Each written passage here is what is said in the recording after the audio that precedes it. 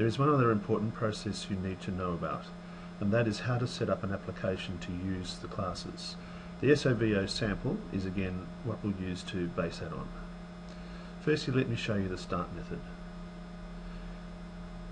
There is a function start, and in the function start, this does nothing but other than establish my own global object. It replaces the VO function start. You can also use this to prevent applications already running, etc.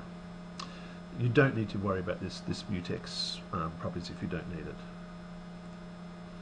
The application start, because now we're using our own application class, establishes the global object. This is very important.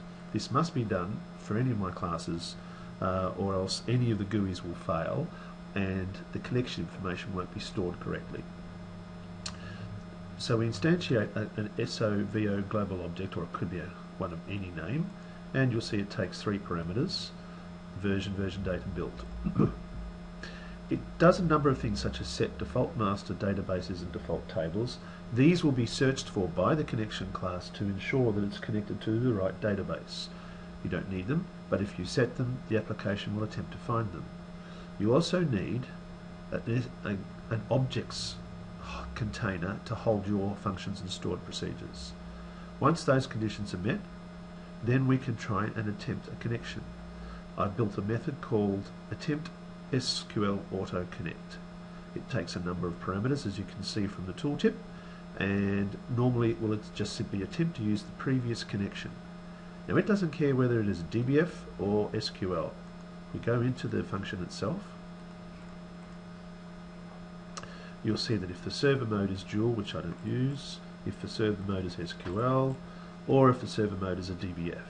So if it's a DBF, it just simply sets file location paths, but if it's SQL, then it creates a connection object, checks for startup databases if they're defined, and then provides a connection. So this is a very important function to learn to use. And the next most important part is to establish what's happening in the connection class itself. And for here we go to SQL connection, and we go to its init.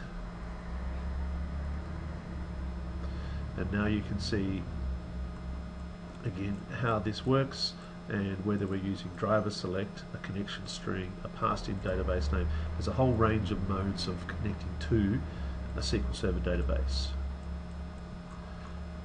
So when you build your own applications, you will require those basic components for the application to work. So if all you do, if nothing else than copy this method, this is about all you'll need.